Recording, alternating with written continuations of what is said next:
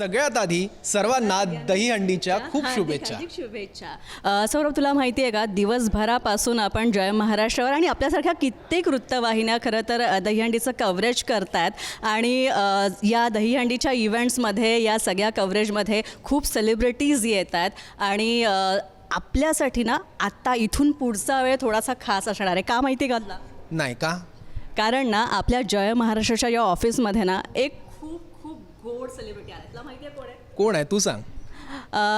मी तुला सांगणार आहे, पण त्याआधी ना आपण स्वतः त्या खास व्यक्तीकडे जाऊया आणि कोण आहे ते आपण आपल्या प्रेक्षकांना सुद्धा दाखवूया लाईव्ह. कोण दिसत आहे आपल्यासोबत आहेत पुष्कर श्रोत्री. दादा, दहीहंडीच्या खूप खूप शुभेच्छा तुला. तुलाही दहीहंडीच्या खूप खूप शुभेच्छा. सौरभ, तुलाही खूप खूप शुभेच्छा. वा, स्नेहा कशी आहेस? मी मस्त. काय दिवस कसा गेला? एकदम मजेत. दिवसभर आम्ही कव्हरेज करतो आणि सगळ्यात महत्त्वाचं म्हणजे दादा, तुला मी पाहतोय तू ठाण्यात दिवसभर जो माईक तुझ्या हातात आहे ना, तो खरं तर हॅट्स ऑफ तुझ्या एनर्जीला. आणि इथे आल्यानंतर मला असं वाटलं होतं की दिवसभर तू ते दहीहंडीत बोलून बोलून सगळ्यांना होस्ट करून तू थकला असशील, पण तुझ्या आवाजात तीच एनर्जी आहे. काय नाही, ह्या उत्सवाची ही सगळी ऊर्जा आहे. कारण हा उत्सव ज्या पद्धतीने हे गोविंदा साजरे करतायत ना, मी रस्त्यात पण इथे येत असताना बघितलं की ते स्वतःची काळजी कशी घेत आहेत. कुठे रस्त्यात थांबून कोणी पाण्याच्या बाटल्या घेत आहेत, एकमेकांना देत आहेत, काही रस्त्यात मिळेल ते खात आहेत, कुठे आराम करत आहेत, बसलेत. अशी रस्त्यात ट्रक्स दिसत आहेत, काही बसेस दिसत आहेत आणि गोविंदा पथकं इथून तिथे तिथून तिथे जात असताना स्वतःची पुरेपूर काळजी घेत आहेत. आणि त्या दहीहंडी उत्सवाला गेल्यानंतर मात्र मग त्यांचा जो उत्साह असतो, ऊर्जा असते, ती म्हणजे तुम्ही विचार करू शकत नाही. म्हणजे कधी कधी ते बघत असताना छाती धडधड धडधड धडधड धडधड होत असते. पण हा उत्साह आणि ही ऊर्जा त्यांच्याकडनं येते आहे.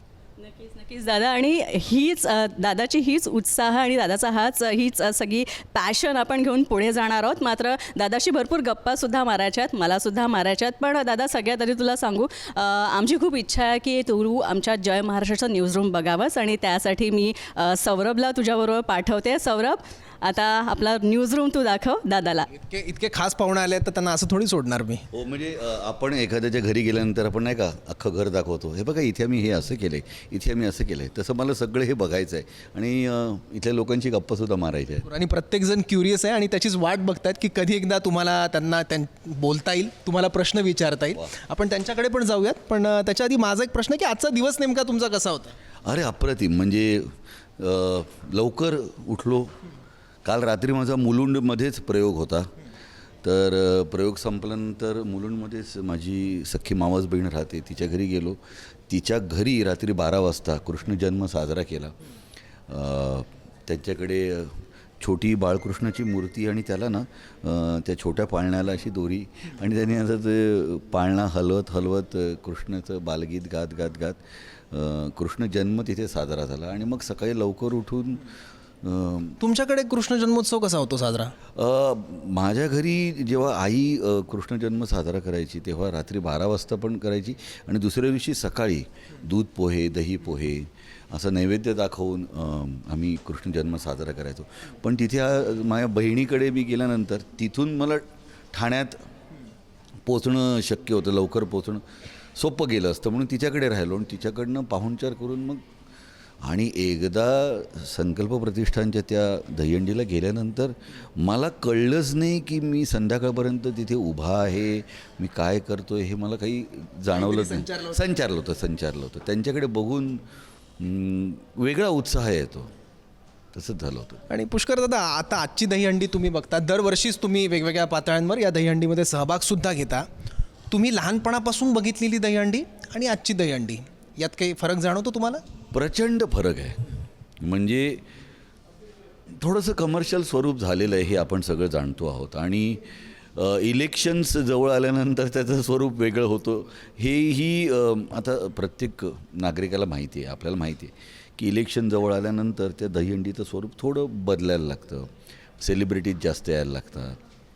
आपण केलेल्या कामाचा लोकांपर्यंत थोडासा देखावा सादर केला जातो. असं ते होणारच आहे. कारण हे जग आहे प्रपोगंडाचं, हे जग आहे मार्केटिंगचं सध्याचं, त्यामुळे ते होतंच. पण पूर्वीच्या काळी हे असे मोठे मोठे थर लावले जात नव्हते.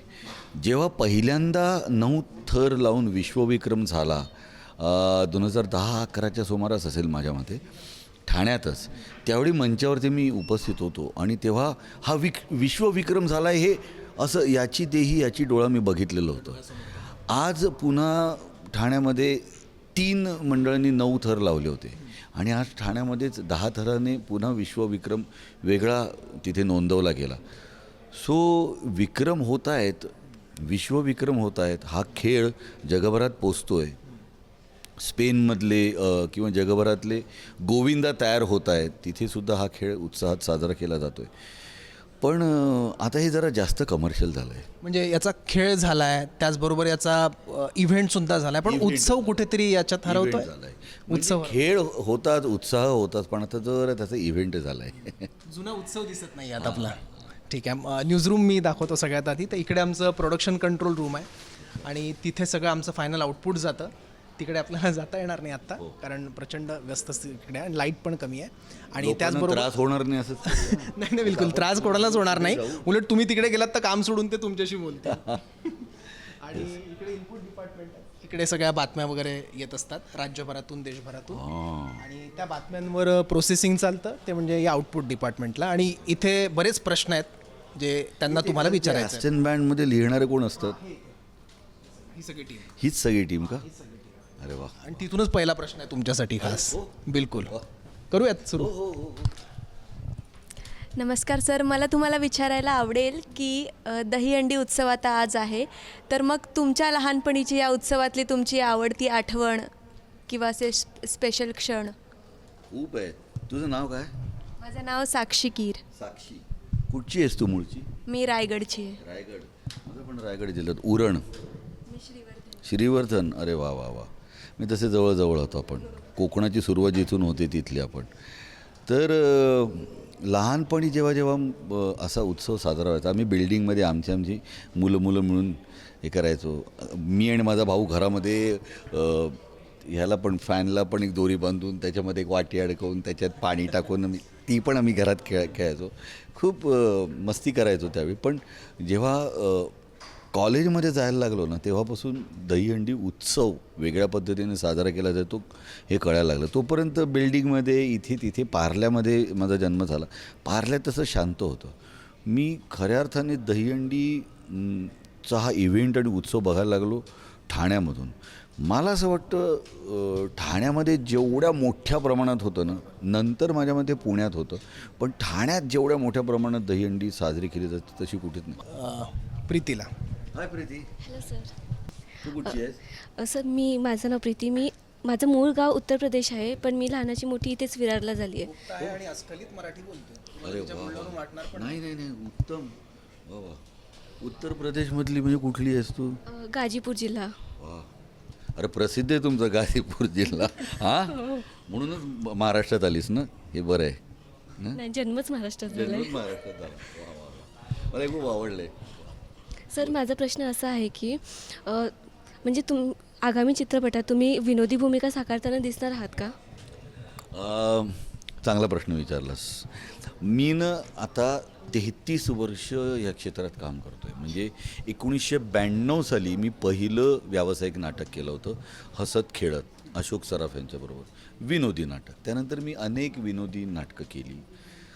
पण रेगेसारखा चित्रपट केल्यानंतर किंवा मी केलेला सिटिझन नावाचा सिनेमा असेल किंवा आत्ता संसारा नावाचा सिनेमा जो नुकता प्रदर्शित झाला तो केल्यानंतर अनेक प्रेक्षकांची अशी मागणी आहे की आम्हाला तुम्हाला फक्त विनोदी चित्रपटांमध्ये बघायचं नाही किंवा विनोदी भूमिकांमध्ये बघायचं नाही, तर तुम्ही गंभीर स्वरूपाच्या भूमिका पण चांगल्या करता, असं प्रेक्षकांचं म्हणणं आहे. आणि म्हणून वेगळं काहीतरी करण्याकडे माझा कल आहे. आणि म्हणूनच आत्ता मी नाटक पण जे करतो आहे ना, घाबरायचं नाही नावाचं, ते काय आहे तर रत्नाकर मतकरींच्या 2 गूढ कथा आम्ही रंगमंचावरून सादर करणार आहोत. मी डॉक्टर गिरीश ओक आणि डॉक्टर श्वेता पेंडसे.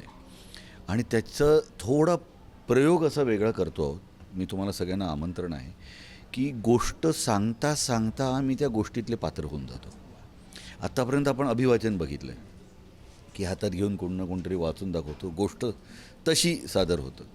पण आम्ही असं केलं की तसं नाही करायचं, तर आम्ही गोष्ट सांगायला सुरुवात करतो आणि आपण नाही का किस्सा सांगताना म्हणतो मी असा होतो, तो असा होता आणि तुम्हाला हे म्हण आणि मी हे असा पण किस्सा सांगतो किंवा गोष्ट सांगतो ना, तसं आम्ही घाबरायचं नाही मध्ये. गोष्ट सांगता सांगता आम्ही त्यातली पात्र होऊन जातो आणि प्रेक्षकांना त्याच्यात खेचतो. ती अत्यंत गंभीर स्वरूपाची भूमिका. मी स्वतःला कम्फर्ट झोनच्या बाहेर काढलं पाहिजे, मी स्वतःला वेळोवेळी चॅलेंज केलं पाहिजे. मी दुसऱ्या कोणाशी स्पर्धा नाही करणार. काल मी जे काम केलं आहे त्याच्याशी मी आज पुन्हा स्पर्धा करणार आणि मी आज काय करणार. सो म्हणून मी असे वेगवेगळे प्रयोग करतो. सो मी आता विनोदी भूमिका जरा कमी करतो आहे, गंभीर भूमिका जरा जास्त करतो. चालेल ना? हां, येशील ना बघायला? हां, नाही तर तुम्ही विनोदी नाही तर मी येत नाही जा, असं नाही ना. बाकी भेटल्यानंतर आपण गप्पा मारू, त्याच्यात आपण हसू, पण भूमिका गंभीर करतोय. पुष्कर दादा, याच्यावरूनच माझा एक प्रश्न आहे. अशोक सराफ यांना सुद्धा मागे एक प्रश्न विचारला होता की तुम्ही कॉमेडी आर्टिस्ट आहात का, विनोदी कलाकार आहात का? यावर त्यांनी उत्तर दिलं होतं की नाही, मी कॅरेक्टर आर्टिस्ट आहे. करेक्ट. याच्यामध्ये भीती वाटते का कधी कधी की एखाद्या कॅरेक्टरिस्टिकमध्ये आपण अडकून बसण्याची, म्हणजे एखादी विनोदी भूमिका केली आणि तशाच भूमिका सातत्यानं येत गेल्या, तर एक स्टिरिओ टाईपमध्ये नाही, अडकून पडण्याची भीती वाटत नाही, पण एखाद्या चांगल्या ॲक्टरला स्वतःला वेळोवेळी सिद्ध करावंसं वाटतं आणि त्यासाठी त्याला विनोदी भूमिका, गंभीर स्वरूपांच्या भूमिका, वेगवेगळ्या प्रकारच्या भूमिका घेऊन ते चॅलेंज स्वीकारावंसं वाटतं. सो अशोक मामा हे तर माझे गुरु आहेत. तर अशोक सराफ यांनी जे सांगितले ते अगदी योग्य आहे की मला हिरो म्हणण्यापेक्षा मला ॲक्टर म्हणून म्हटलेलं मला जास्त आवडेल. एक चांगला ॲक्टर असतो, एक बरा ॲक्टर असतो, एक वाईट ॲक्टर असतो, एखाद्याला हे जमतं, एखाद्याला, पण चांगल्या ॲक्टरला सगळं जमायला पाहिजे. म्हणून ते होण्याकडे कल जास्त आहे. मला ते साध्य करायचं आहे की मला चांगला ॲक्टर म्हणून लोकांनी ओळखावं. पण आता विनोदाचाच विषय निघाला आहे. मराठीत आत्तापर्यंत बरेच चित्रपट आले आहेत ज्यांनी आपल्याला खळखळून अनेक वर्ष हसवलं आहे. म्हणजे जवळपास 2 ते 3 पिढ्यांनी असे चित्रपट बघितलेले आहेत जे आजही बघितलं की त्यांचा रेलेव्हन्स काय आहे. कुठूनही बघितले तरी आपल्याला वाटतं की हा बघत राहावं, हातातलं काम सोडून बघावंसं वाटतं. असे चित्रपट आज का नाही येत आहे? हा विनोद, हा ह्युमर हरवला आहे का? जो समाज जगाकडे, जगातल्या विनोदाकडे निखळ वृत्तीने बघत नाही, तो समाज निरोगी राहू शकत नाही. आपण कोरडे झालो. आपण जरा कोरडे व्हायला लागलो. आपल्याला उगाचच भावना अणकुजितार करून बसलो आहे की कधीही कोणाच्या तरी भावना पटकन अशा दुखावल्या जातात. सो विनोदाकडे विनोदाच्या अंगाने बघितलं जात नाही.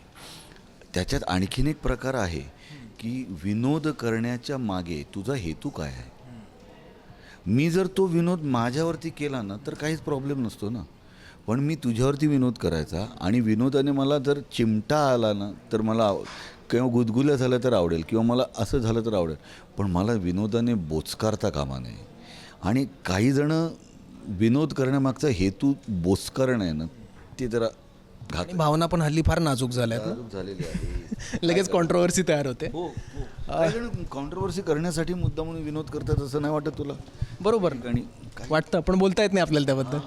अगदीच अगदीच अगदी. तर हे आमचं डिजिटल डिपार्टमेंट आहे. वेब आणि डिजिटलचा जो सगळा कंटेंट आहे तो सगळा इथे तयार होतो आणि इथे त्यावर संस्कार करून मग तो वेबसाईटला अपलोड केला जातो. तर यांना भरपूर प्रश्न आहेत. हां, तुम्हाला विचारायचं आहेत. हां, एकदम रांगेत सगळे. तर सुरुवात करूया, याच्यापासून करूयात. नमस्कार सर, मी अपेक्षा भंडारे. अपेक्षा, हां, वा, कुठली आहेस तू मुळची? सातारा. सातारा. हो. सर, सातारा जिल्हा मला लय आवडतो. Thank you sir. काय मटण असतो. हो सर. ही मुळचा खवा आहे. मटन म्हटलं तरी कॉन्ट्रोवर्सी आहे. मग काय म्हणायचं आता? नाही, आता 16 ऑगस्ट आहे, आज चालेल. काल बोलला असतात तर कॉन्ट्रोवर्सी होती. अच्छा, हो, बरोबर. अभक्ष भक्षण. सर, माझा सॉरी, तुला मी विषय बरकटवला. माझा प्रश्न असा आहे सर, तुम्ही वर्सटाईल ॲक्टर आहात. सूत्रसंचालन बरंच केले तुम्ही, अनेक चित्रपटांमध्ये काम केलं आहे. माझा असा प्रश्न आहे, तुमच्या या सगळ्या बिझी आणि हेक्टिक शेड्यूलमधून तुम्हाला तुमचा छंद जोपासण्यासाठी वेळ मिळतो का, आणि तुमचा आवडता छंद कोणता? वा वा वा, अपेक्षा, या निमित्तानं मला माझ्या छंदांची आठवण आणि जाणीव करून दिलीच. मला वाचायला खूप आवडतं. त्या वाचनासाठी पूर्वी जितका वेळ मिळायचा ना तितका वेळ आता नाही मिळत, हे मी मान्य करतो. म्हणजे काय होतं, पूर्वी झोपायच्या आधी 10 पानं तरी वाचायलाच पाहिजे असा माझा अट्टहास असायचा आणि मी वाचायचो. आता काय होतं, वाचन होतं पण त्याचबरोबर थोडंसं OTTवरती काय चाललं हे पण डोकावलं जातं. कारण आता एक चौथं व्हर्टिकल आपल्या सगळ्यांसाठी आलं आहे. म्हणजे आधी नाटक, टेलिव्हिजन, सिनेमा, आता OTT. सो OTTवरती कोण काय करतं याचा अभ्यास केला गेला पाहिजे. मी काही गोष्टी दिग्दर्शित करतो आहे. जसं मी आणि सचित पाटील आम्ही दिग्दर्शित केलेला असंभव नावाचा चित्रपट आम्ही नोव्हेंबर महिन्यात 21 तारखेला प्रदर्शित करतो आहे. तर तो करायच्या आधी जगभरातला कॉन्टेंट काय पद्धतीने तो बघितला जातो. त्यामुळे पूर्वीचा छंद होता माझा वाचनाचा, आताचा छंद बदलला आहे वाचन आणि OTTवरती काय चाललं आहे बघणं. त्या व्यतिरिक्त आणखीन मला जंगलात फिरायला खूप आवडतं. म्हणजे मी जर ह्या क्षेत्रात नसतो ना, मी जंगलात सापडलो असतो. मला मोबाईलला रेंज नाही आहे आणि काहीच नाही, जगाशी संपर्क नाही आहे, अशा जंगलात फिरायला मला खूप आवडतं. पूर्वी फिरायचो, आता तसा वेळ मिळत नाही. कुठलं आवडतं जंगल देशातलं? मी कान्हा, बांधवगड, नागझिरा, पेंच अशा अनेक ठिकाणी फिरलो आहे. रणथंबोरला गेलेलो आहे. मला जिम कॉर्बेट नॅशनल पार्क माझं अजून बघायचं राहिलं आहे. मी मारुती चितमपल्लींची, जिम कॉर्बेटची यांची सगळ्यांची पुस्तकं वाचली आहेत. व्यंकटेश माडगुळकरांची वाचलेली आहेत. आणि ती पुस्तकं वाचून काही पक्ष्यांचे आणि ह्यांचे मूळ नावं वगैरे, गुंडूर लावा वगैरे अशी नावं आहेत, हे बघून असं वाटायचं की आपण जंगलात जाऊन राहावं. म्हणजे मारुती चितमपल्लींचं पुस्तक वाचल्यानंतर मला जंगलाची खरी ओढ लागली. व्यंकटेश माडगुळकर यांची पुस्तकं वाचून मला जंगलाची ओढ लागली. सो वाचन आणि जंगल हे तसं त्यांच्यामुळे आलं. पण आता मला जंगलात जायला वेळ मिळत नाही. म्हणजे कंपनी पण पाहिजे ना तशी जंगलात जायला. जंगलं पण आधीसारखी फार कमी शिल्लक राहिली आहेत. माणूस सगळ्या ठिकाणी जातो. हो. भारतात चांगले आहेत. मी देशाविदेशातली पण जंगलांमध्ये गेलो. मी कॅनडातल्या पण जंगलात फिरून आलो आहे. ग्रेझली बेअर नावाचा जो आपण मोठं अस्वल असतं ना, ते ब्राऊन कलरचं, जे उभं राहिल्यानंतर 8 फुटाचं दिसतं, ते मी असं जवळून पाहिलेलं आहे तिथल्या जंगलामध्ये. सो मी अनेक जंगलांमध्ये फिरलो. पण भारतातली जंगलं सुस्थितीत आहेत, चांगली आहेत, सोयीसुविधा आहेत. फक्त जंगलात वावरण्याचं शिक्षण लोकांना दिलं पाहिजे. अपेक्षा या प्रश्नाच्या निमित्ताने मला जय महाराष्ट्राच्या माध्यमातून सांगायचं आहे, जंगलात गेल्यानंतर लोक खूप जोरजोरात बोलतात. म्हणजे तिथं बघ एवढ्या जोरात. जंगलात खरं तर एवढ्या आवाजात बोलायला पाहिजे, हे बघ असं ह्या आवाजात बोलायला पाहिजे की नाही. तर तिथं जंगलात ते एवढा जोरात बोलत असतात. गाडी आगे लो गाडी पिछे लो हमको दिखाई नाही दे रहा, हमको फोटो निकालना. एवढा जोरात जंगलात आरडाओरडा करतात. सो जंगलात कसं वागायचं, वावरायचं ह्याचं पण जरा प्रशिक्षण दिलं पाहिजे लोकांना. नुसते पैसे आहेत म्हणून तुम्हाला सगळं मिळतं. काही गोष्टी लोकांना स्वतःहून कळत नाही, हे दुर्दैव आहे. प्रत्येक गोष्ट शिकवायची वेळ येते, आपली कर्तव्य, आपल्या जबाबदाऱ्या समजत नाहीत, हे दुर्दैव आहे. आणखी काही प्रश्न आहेत आपण घेऊयात. माझ्या छंदांची आठवण. या घाणेकर सर आहेत आमचे, त्यांना काही प्रश्न आहेत. ते सगळंच बघतात. तुम्ही जे ॲस्टन म्हटलात ते रनडाऊन, बातम्यांचा फ्लो, असं सगळं ते बघतात. हां, म्हणजे पिलर आहेत चॅनलचा आहे. तो त्यांचा काय टाईप प्रश्न? करणाऱ्यांवरती फार मोठी जबाबदारी असते ना. ऱ्हस्व दीर्घ, नावं, त्याच्या आधी हुद्दे, पुढे जे काय म्हणायचं आहे ते.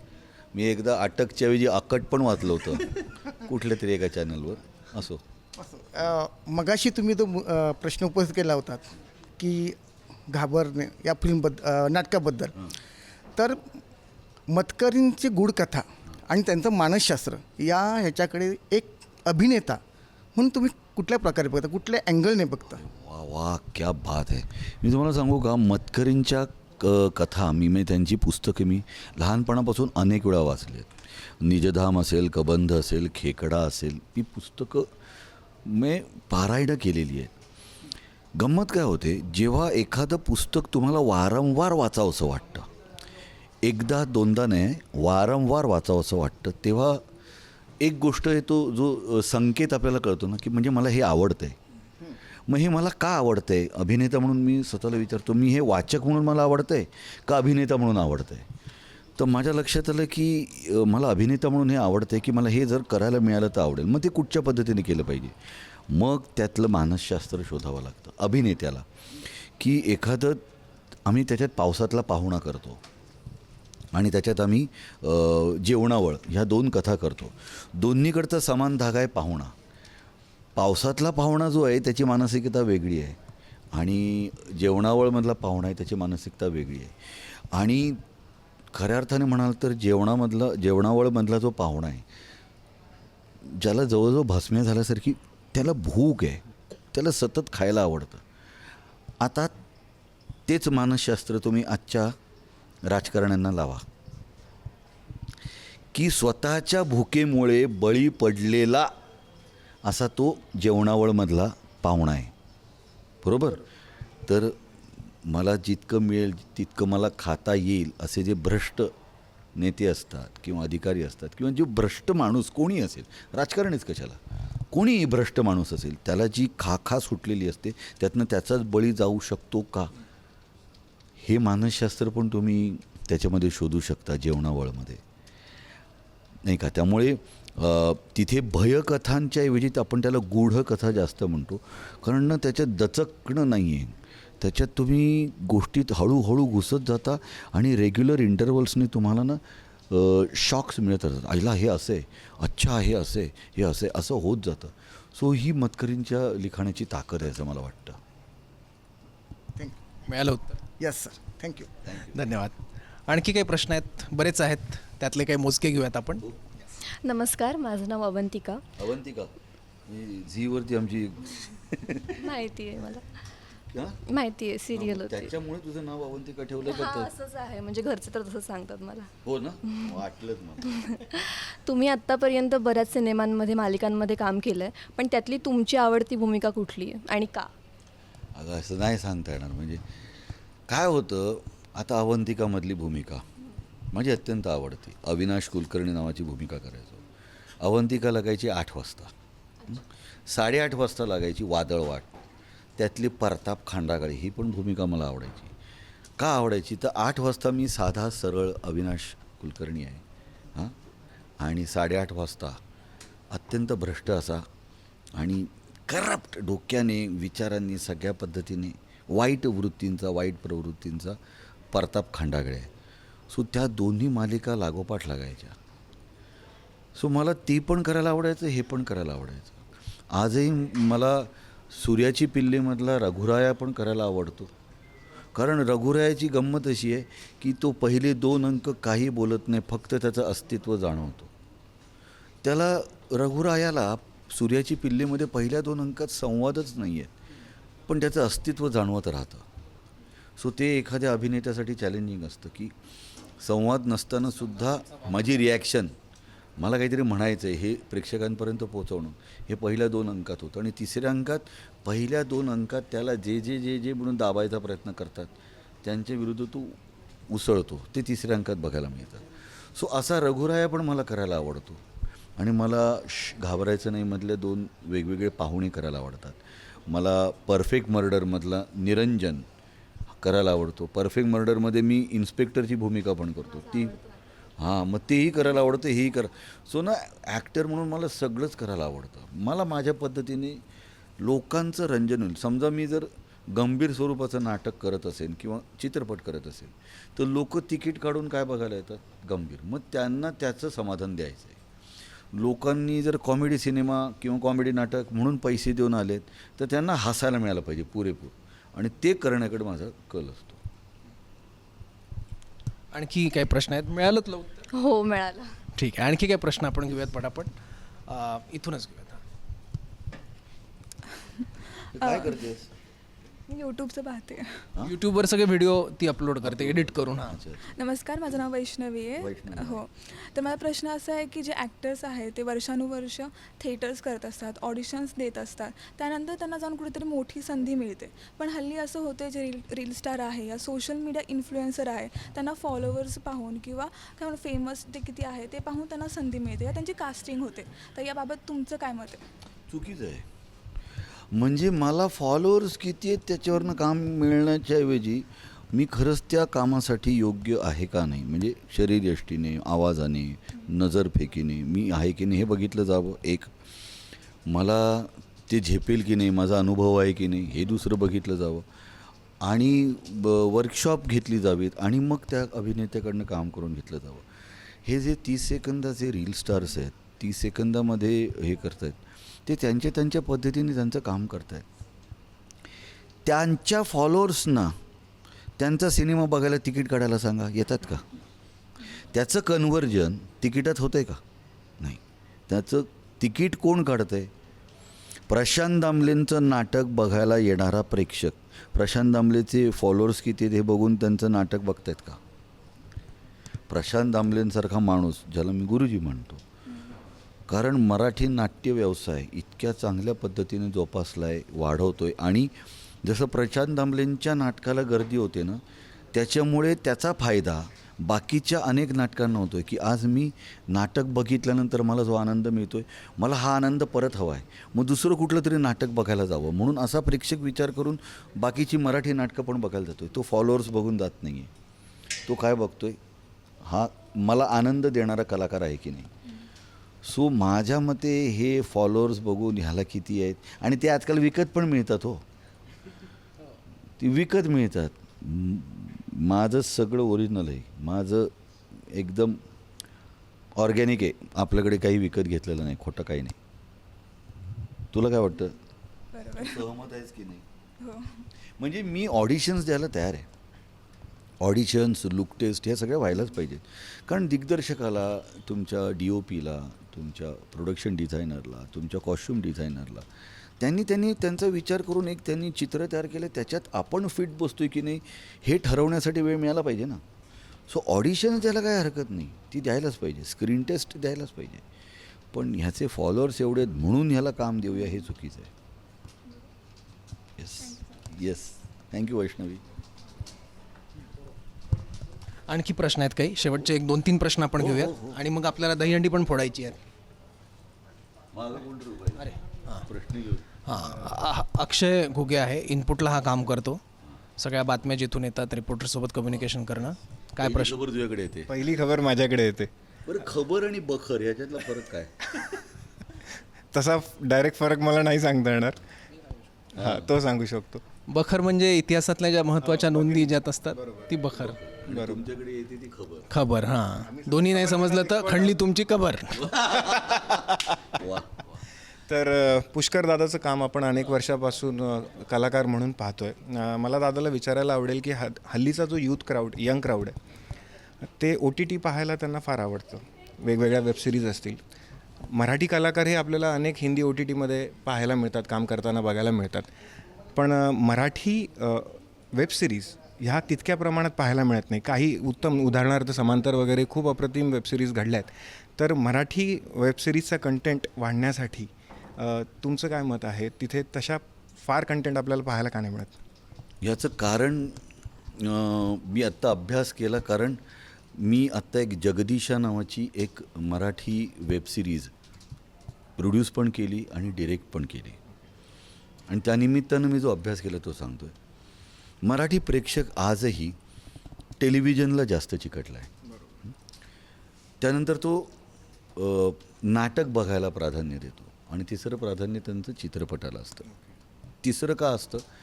कारण जर मला थिएटरमध्ये जाऊन चित्रपट बघायला नाही मिळाला तर तो मला TV वरती किंवा OTTवरती बघायला मिळणार आहे. त्यामुळे फोमो म्हणतो ना, फिअर ऑफ मिसिंग आउट, ते मराठी चित्रपटांच्या बाबतीत कमी झालं आहे. हा एक मुद्दा झाला. आणि त्यामुळे ह्याच्यात त्यांची एक सांस्कृतिक भूक भागताना दिसते. त्यामुळे अनेक OTT प्लॅटफॉर्म्सनी त्यांचे आकडे आमच्यासमोर मांडलेत की मराठी प्रेक्षक अजूनही सबस्क्राईब करत नाही आहेत त्यांचे OTT platforms Marathi web show बघण्यासाठी. म्हणजे काही मराठीतले वेब शोज 100पैकी 10 मराठी लोकांनी बघितलेत, 90 अमराठी लोकांनी डब केलेले बघितले. समांतर असेल किंवा मानवत स्टोरीज असतील, मर्डर ते असतील, त्याच्यातनं मराठीतला कॉन्टेंट 100पैकी 10 लोकांनी बघितला आहे. बाकीचे 90 आहेत ना, ते अमराठी आहेत ज्यांनी डब केलेलं बघितलं आहे. तर मराठी प्रेक्षकांनी ह्या निमित्ताने हे OTT प्लॅटफॉर्म सबस्क्राईब करून त्याच्यावरचे मराठी कॉन्टेंट बघण्यासाठी म्हणून प्रयत्नशील व्हायला पाहिजे. तर चांगले वेब शोज मराठीत येऊ शकतात. अदरवाईज OTT प्लॅटफॉर्म्सवाले काय म्हणणार, जर हे बघत नाहीत तर आम्ही मराठी का करू? तेच तुम्ही बघाल तर तिथे मल्याळम कॉन्टेंट जास्त कन्झ्युम होतो. आपण स्पॅनिश कॉन्टेंट कन्झ्युम करतो आहे. आपण जापनीज कॉन्टेंट कन्झ्युम करतो आहे, कोरियन कॉन्टेंट कन्झ्युम करतो आहे, पण आपण मराठी कॉन्टेंट OTTवरती कमी कन्झ्युम करतो आहे. तो करायला पाहिजे. तो जेव्हा आपण सबस्क्राईब करून बघायला लागू तेव्हा त्यांना पण कळेल की हा मराठी प्रेक्षक आता यायला लागला आहे OTT प्लॅटफॉर्मकडे. नाही तर निश क्राऊडच येतो आहे. बाकीचा जो टेलिव्हिजनला चिकटलेला क्राऊड आहे तो नाही येते अजून तितक्या मोठ्या प्रमाणात. हा म्हणजे आकडेवारीने हे सिद्ध झाले म्हणून तुला सांगू शकतो अक्षर. थँक्यू. येस. तुम्ही सगळ्या प्रश्नांची उत्तरं देत आहात. तुम्ही थकले आहात त्याची कल्पना आहे. तुम्ही दिसू देत नाही आहे. तुम्ही तितक्याच उत्साही आणि एनर्जीने आमच्या सगळ्यांशी बोलत आहात. पण मी फार त्रास देणार नाही. शेवटचे 2 प्रश्न घेतो. अगदी बिलकुल. नमस्कार सर, मी कौस्तुभ. हाय कौस्तुभ. आणि माझा प्रश्न आहे की एक निर्माता म्हणून असे कुठले विषय ज्याच्यामध्ये तुम्ही तुमचे पाय बुडवण्याचं हे कराल? अच्छा, निर्माते म्हणून मला थोडा प्रोग्रेसिव्ह मराठी सिनेमा करायला आवडेल. प्रोग्रेसिव्ह म्हणजे प्रगल्भ. म्हणजे लव्ह स्टोरीज जर करायची झाली ना तरी आजच्या तरुण पिढीचं प्रेमाबद्दलचं म्हणणं काय आहे? कौस्तुभ, लगे तू हसायला लागला असेल लव्ह स्टोरी म्हटलं. कोणीतरी आठवलं त्याला काहीतरी आठवलं. हां, नाही काय लव्ह स्टोरी म्हटलं तो हसला की नाही? आणि गालातल्या गालात. हां, प्रेम या विषयाकडे आजच्या तरुण पिढीचं कसं म्हणणं आहे हे प्रोग्रेसिव्ह सिनेमामधनं दाखवायला आवडेल. किंवा सस्पेन्स थ्रिलर दाखवायला मला खूप आवडेल. त्याच्यात वेगवेगळे विषय मला एक्सप्लोर करायला नक्की आवडतील. सो हे सगळे प्रगल्भ सिनेमा. कारण आज सगळा प्रेक्षक वर्ग ना फिंगर टिप्सवरती जगातलं कॉन्टेंट बघतो आहे. कोण कुठे काय करते हे एका क्लिकवरती बघायला मिळतं आहे. जर आपली स्पर्धा त्यांच्याशी असेल तर आपल्याला पण तशा प्रकारचा कॉन्टेंट तयार केला पाहिजे, नाही का? हां, तुला काय बघायला आवडेल? Love story? हां, कौस्तुभ, सस्पेन्स नक्की बघा. सह्यारा नाही म्हटलं नशीब. हां, का प्रेमातला सस्पेन्स? हां, चालेल. वा, चांगला विषय मिळेल याच्याने. गुड आहे. हाय. शेवटचा प्रश्न. नमस्कार सर, मी आयुष शेट्टे. आयुष. माझा प्रश्न सर कुठला आहेस? सावंतवाडी. माझा प्रश्न असा आहे की अलीकडच्या काळात कोणते असे मराठी चित्रपट आहेत जे तुम्हाला बघायला आवडले आणि ते तुम्ही आमच्या दर्शकांना देखील सजेस्ट कराल? अरे, यावर्षी एप्रिल मे 99 मला खूप आवडला हा सिनेमा. आता थांबायचं नाही, मला खूप आवडला. गुलकंद मला खूप आवडला. हे 3 सिनेमे मला बेतहाशा आवडले. म्हणजे मी जे भेटतील त्यांना सांगत होतो की प्लीज थिएटरमध्ये जा आणि हे 3ही चित्रपट पहा. तिन्हीची गोष्ट सांगण्याची पद्धत वेगळी आहे, तिन्हींचे विषय वेगळे आहेत, तिन्हीमध्ये कलाकारांनी तंत्रज्ञांनी फार अप्रतिम कामगिरी केली. सो एप्रिल मे 99, गुलकंद आणि आता थांबायचं नाही हे 3ही चित्रपट मला खूप आवडले. त्यानंतर मला आवडला जारण, कारण तो परत माझा आवडता विषय आहे. सस्पेन्स थ्रिलर, नाही का, मानसिक आजार बिजार ते मला खूप आवडतं. सो जारण मला त्यानंतर आवडलेला सिनेमा आहे.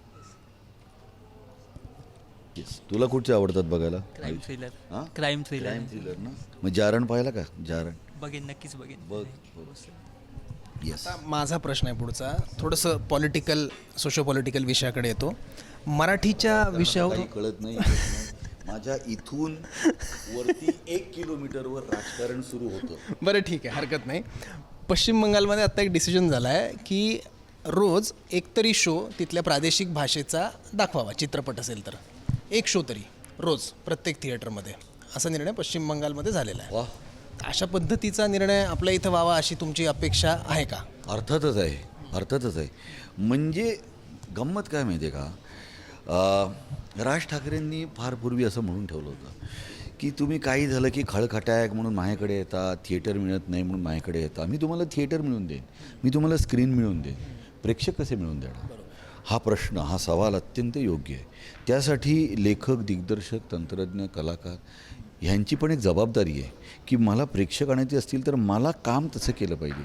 मला जगभरात काय चाललं आहे ते एकदा बघून मग माझी जर स्पर्धा त्यांच्याबरोबर असेल तर तशा पद्धतीने काम केलं पाहिजे. तर असे जर काही सिनेमे जर रोज दाखवले गेलेच पाहिजेत असा जर कायदा होणार असेल तर तो आपल्या महाराष्ट्रात पण व्हायला पाहिजे.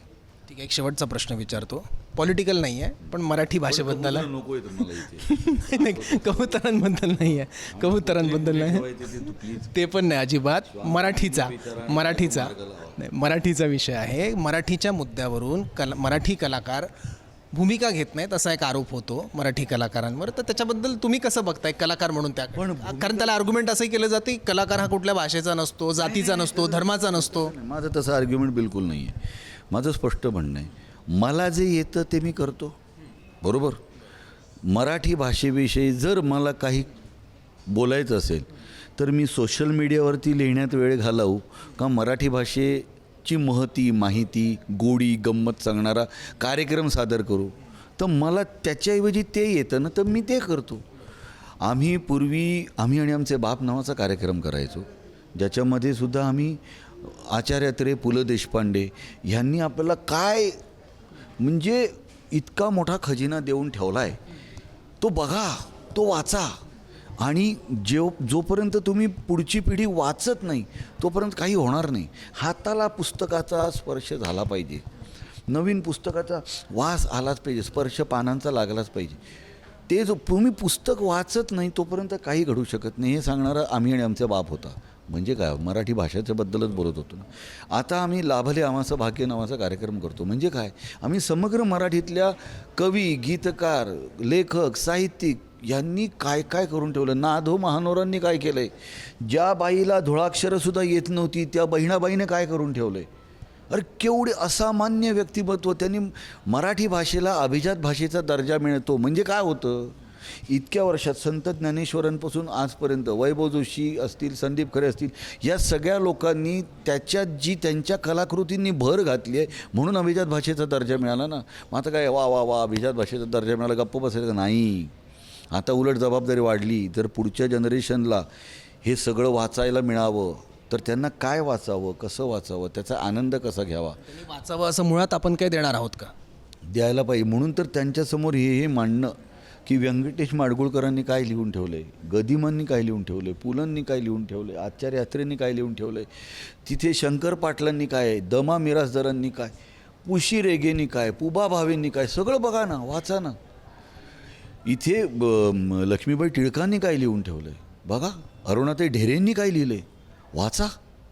ह्या सगळ्याचा आनंद घ्या. आणि ते जोपर्यंत तुमच्यात झिरपत नाही तोपर्यंत तुम्ही मराठी मराठी मराठी म्हणून सणासुदीला पैठण्या आणि झब्बा सलवार घालून आणि श्रीखंडपुरी खाऊन मराठी पण सिद्ध होत नाही. हे वाचा, पुढच्या पिढीला वाचायला द्या. मराठी नाटक थिएटरमध्ये जाऊन बघा, मराठी चित्रपट थिएटरमध्ये जाऊन बघा, तर तुम्ही मराठी असाल. मराठी आहात तर हे करायलाच पाहिजे. खूप सविस्तर स्पष्टपणे तुम्ही सांगितलं आहे की मराठीवरची भूमिका फक्त प्रतिक्रियावादी बिल नाही होणार अजिबात नाही.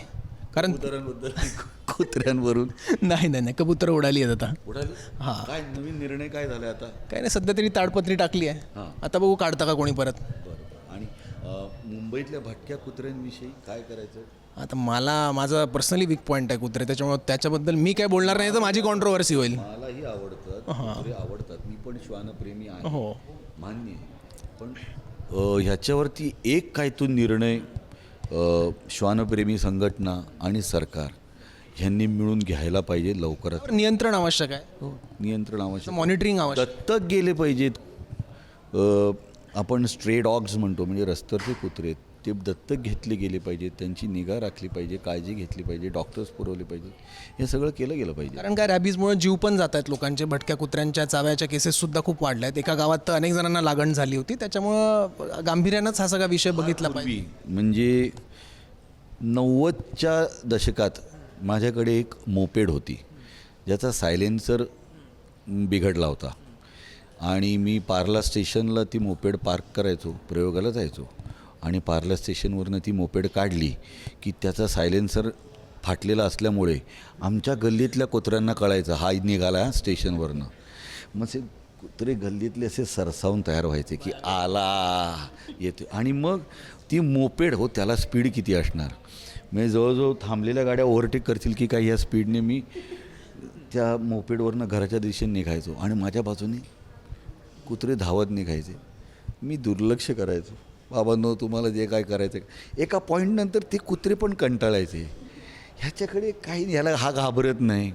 चावलंय कधी? नाही, हा घाबरत नाही, हा हाडहूड करत नाही, हा काहीच करत नाही. आपण त्याच्यापासून करून धावतोय. मी माझ्या स्पीडने त्यांच्याकडे दुर्लक्ष.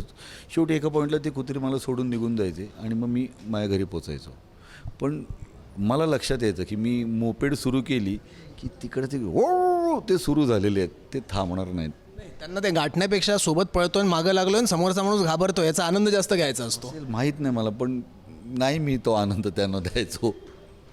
ठीक आहे पुष्कर दादा, मजा आली खूप बोलून. वेगवेगळ्या प्रश्नांची उत्तरं सुद्धा आज तुम्ही दिलीत आणि मराठी या विषयावर सुद्धा खूप छान पद्धतीनं तुम्ही तो विषय मांडला, माझ्या प्रश्नाचं उत्तर दिलं.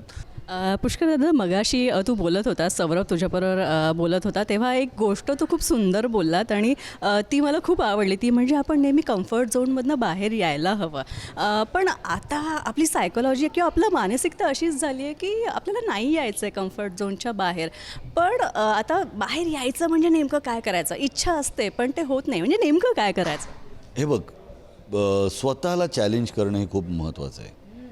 मी काल काय केलं आहे त्यापेक्षा मी आज काय जास्त बेटर करेन, किंवा काल केलेलीच गोष्ट मी आज अधिक चांगल्या पद्धतीने कशी करेन.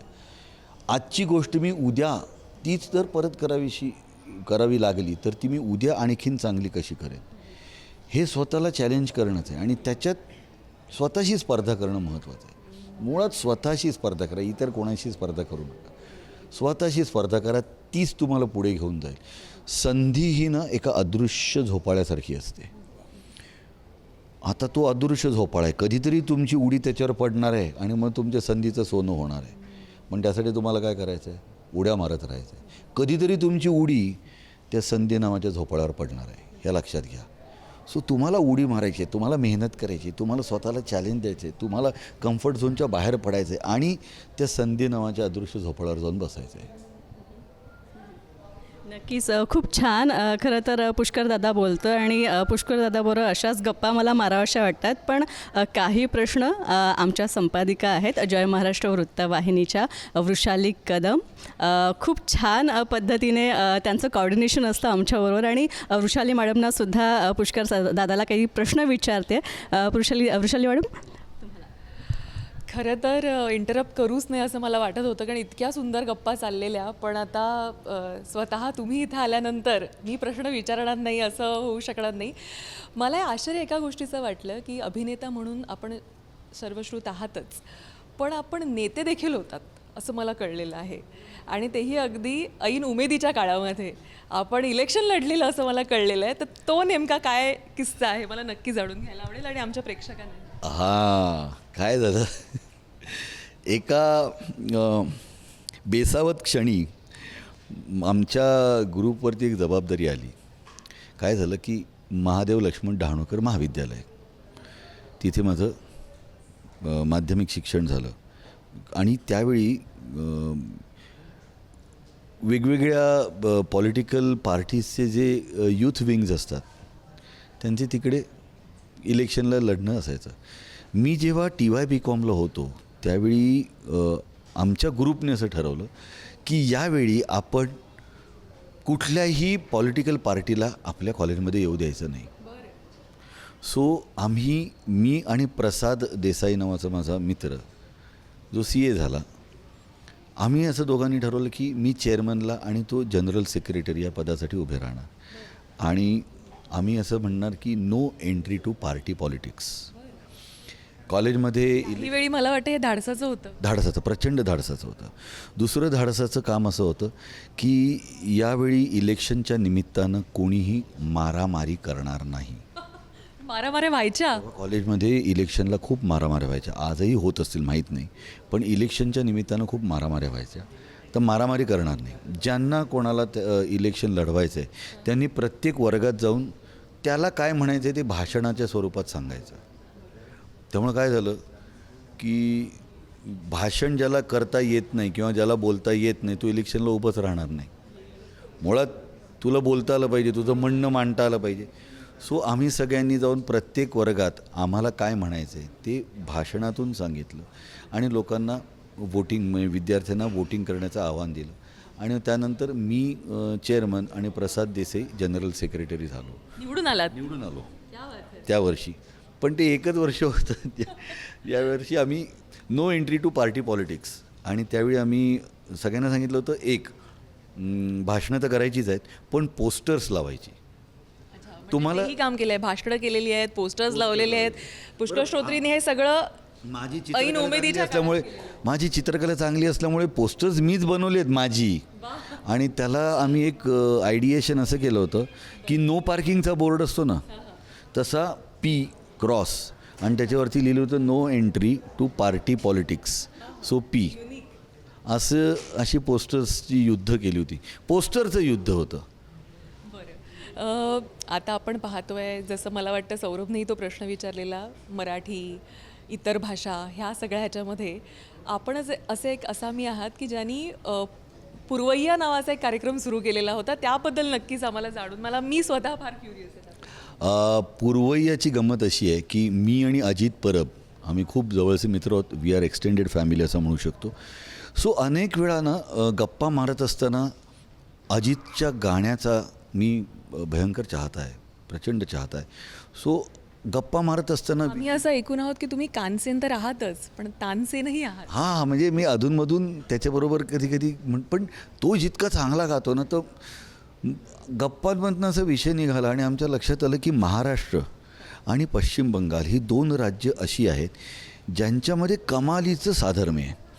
म्हणजे स्वातंत्र्यपूर्व काळातले क्रांतिकारक कवी, नाटककार, म्हणजे रंगभूमी असेल, तुम्ही गुरुदेव रवींद्रनाथ टागोर म्हणा, बंकिमचंद्र चट्टोपाध्याय म्हणा, इथे साने गुरुजी म्हणा, सावरकर म्हणा, ह्यांनी क्रांतीसाठी सुद्धा आणि भारत स्वतंत्र व्हावं म्हणून सुद्धा मेहनत घेतली आणि आपल्याला गाणीसुद्धा दिली, गीतं पण दिली, कवी म्हणून पण ते आपल्यासमोर आले. गाण्याचा एक जो बाज आहे, म्हणजे बंगाली संगीत हे थोडंसं संथ आहे पण मधुर आहे. तसं मराठी संगीत देखील मधुर आहे आणि ढॅन फार नाही.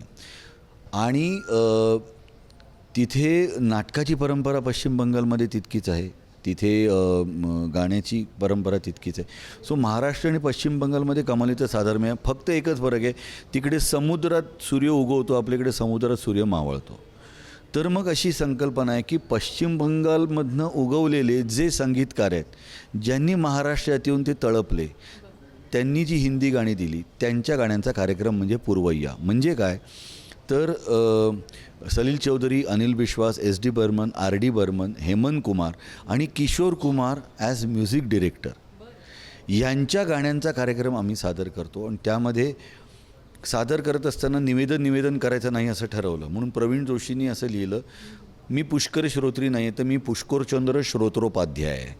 म्हणजे असं कॅरेक्टरमध्ये घुसणं आणि ते पात्र साकारणं आणि सूत्रसंचालन करणं, हा रोल मला बंगाली बोलायचं आहे आणि बंगाली शिकणं, त्यासाठी मी बांगला शिकलो आणि बांगलामधनं बोलतो, मराठीतनं बोलतो, हिंदीतनं बोलतो. आणि ही महाराष्ट्र आणि पश्चिम बंगाल ह्यांचं जे नातं आहे ते आम्ही त्या पूर्वयामधनं सादर करतो.